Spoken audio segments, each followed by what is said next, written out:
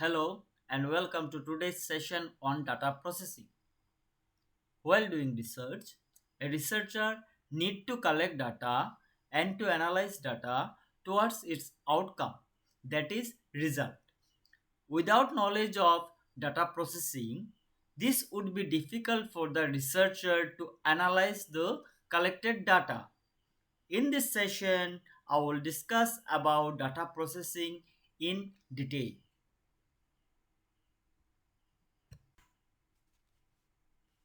France in 1996 stated that data processing is generally the collection and manipulation of items of data to produce meaningful information. Two things are important over here. One is data collection and the next one is data manipulation. Data manipulation stands for certain process to get a meaningful information. In data processing, we extract data to get certain information. We also try to convert raw data into usable form.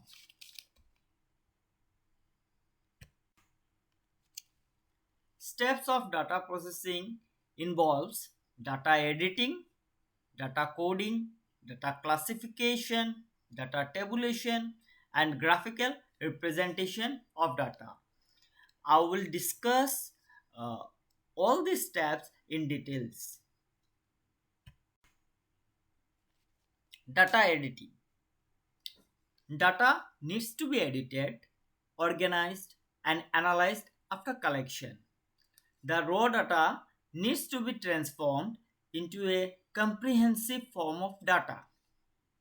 Data needs to be edited because to clarify responses, to make omissions, if anything left, it should be completed to avoid biased editing, to make judgment, and for logical adjustment. Data editing is important because if data are not edited properly, then there would be inconsistency in data tabulation. Two types of data editing, one is field editing and another is central editing. Field editing means the respondent's writing is not readable, then the researcher writes to the questionnaire. Central editing used to be done by the board of editors to cover the larger volume of questionnaires. Coding. Data coding is the process of deriving codes from the observed data. Coding of data involves assigning of symbols or numerical values to each response of the question. The purpose of giving numerical symbol is to translate raw data into numerical data, which may be counted or tabulated. For using inferential statistics, the researcher generally uses codes to identify the important cases, and it will be easier for the researcher to identify each respondent's information. Example, in SPSS package, we generally code male and female by numerical values like 1 and 2. 1 indicates male and 2 stands for female. So you can make changes also. 1 you can make female, 2 you can make male.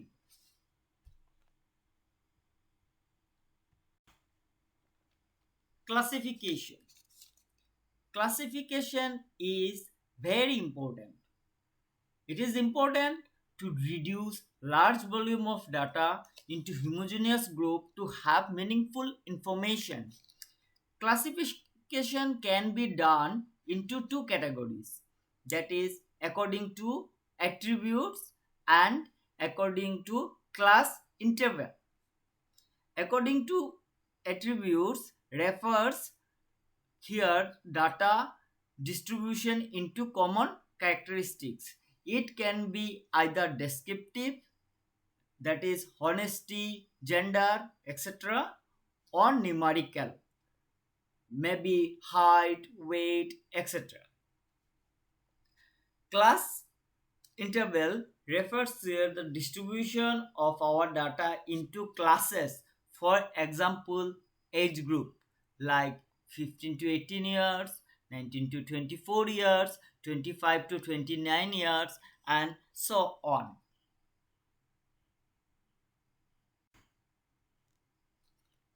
Tabulation.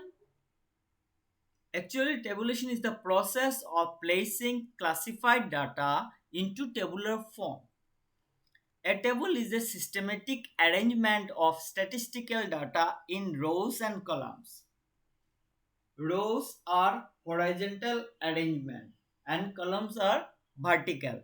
So in SPSS or in MS Excel, you have horizontal, and in sidebar, no, you can see the number 1, 2, 3, 4 like that, and these numbers are default numbers. Okay, so when you are entering data to that number wise, no, you can consider that it is raw. And for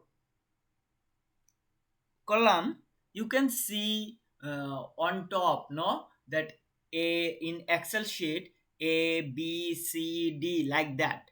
So when you enter data to that up to downside, no, that time you consider that it is a column.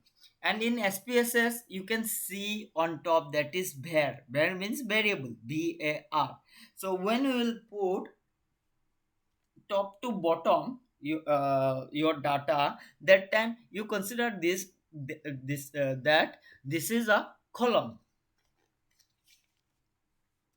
Tabulation are of three types: simple or one-way tabulation, where data are tabulated into one characteristics. For example, religion. You are putting only one characteristic over here.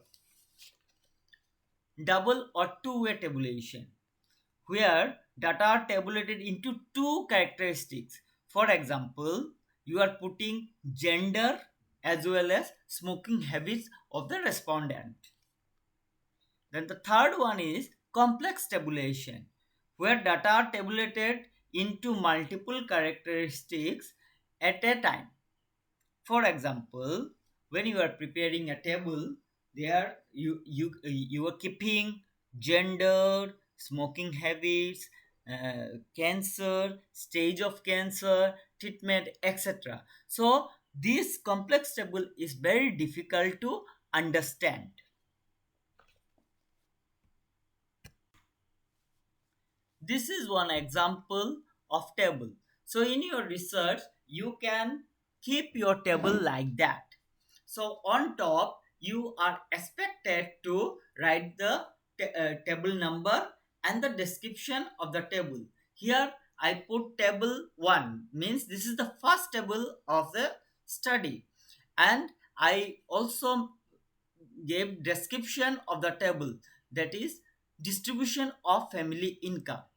Then just go to the table. You can see on top I make it bold, that is income group. This is one category.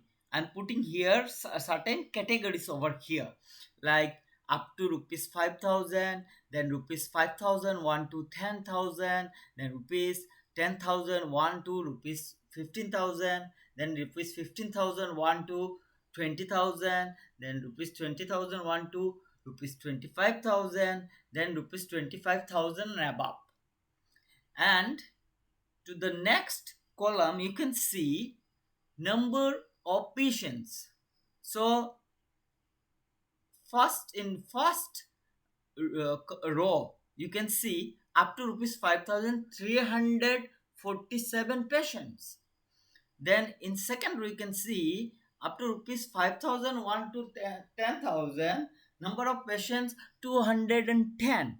So in this way, you can prepare your table, and at last you are expected to give the total number. So grand total 699. In this study, 699 respondents were uh, responded. After preparing this table, as a researcher, you are expected to interpret the table in below. So how will you interpret? I'll just tell you that you can write in this way also, that the above table, within bracket you can write table 1. Okay, sometimes by mistake you may lose your table from your result section. That time when you are writing table 1, that time you can refer your table. Okay, so the above table, that is table 1, shows the distribution of the family income, where majority of patients had monthly income of rupees 5,000, followed by rupees 5,001 to rupees 10,000. Within bracket you can write 210 patients, then put comma, then rupees 10,001 to rupees 15,000, 59 patients. So in this way you can interpret your table. Graphical representation. Graphical representation means data are placing in the form of graphs, chart, and diagram. So I kept some charts and graphs over here. So first one you can see bar graph. When we were using bar graph we were using when we have a discrete series. When our data is having discrete series, that time you are using bar graph. So two things are missing over here in bar graph. Whenever you always remember, whenever we are using bar graph or histogram or whatever charts or whatever diagram or graphs, we are expected to keep the number along with percentage. But here in bar graph, no, it is missing. It is missing. So remember, always remember, in bar graph, in bar diagram, you are expected to give the number and percentage. Then go to next is histogram. Histogram means when you have continuous series of data, for example age or years. So these are continuous, not discrete. That time you are expected to use histogram, and you are also expected to keep number and percentage. Then next to histogram, this is a cluster bird diagram. So in cluster bird diagram, we used to make clusters. For example, here I mention about distribution of vehicles by origin and type. So one is hybrid, first one. So city A, for example, city A was having this vehicle, but in Asia, that is blue line, no, blue blocks represents Asia. In Asia hybrid is there, but in Europe is red mark, and USA is green. So Europe and USA, that doesn't have. Then SUV van. So you can see blue represents Asia. In Asia it is there. In Europe it is less than Asia, and in USA it is equivalent to Asia, more or less equivalent to Asia. Then in third category, that is Sudan. Yeah, so you can see blue line no increased up. This is the first cluster of Asia. So Sudan is more in number in Asia. Then you can see Europe, bit less than Asia, and then USA. USA have more than Europe. So we have three clusters over here: Asia, Europe, and USA. So when you are getting information from different countries, from different groups, that time you can use cluster bar diagram. Make sure you are expected to keep the numbers on each box. On top of that, each box you are expected to keep numbers and percentage. Then next go to pie chart, pet ownership. I mentioned this is a pet ownership, and this is actually pie chart. I want to share something about pie chart. When we are using pie chart, when we have very less categories, for example gender. So we have three genders: male, female, and transgender. So when you are using these three categories or four categories or five categories, that time you can represent your data through pie chart. Here another thing is missing. Here I put percentage. You can see in blue, no, 55 percentage, and blue represents dogs. So 55% dogs were available to the village, for example. But I do not know how many dogs actually. 55%, is this a 55 dog or 155 dog or 1055 dog? So make sure when you are putting pie chart, you are expected to keep numbers and percentage. So in short, I want to share you again that pie chart will use when we have less variety and we are expected to keep the numbers, and we are also expected to keep the percentage.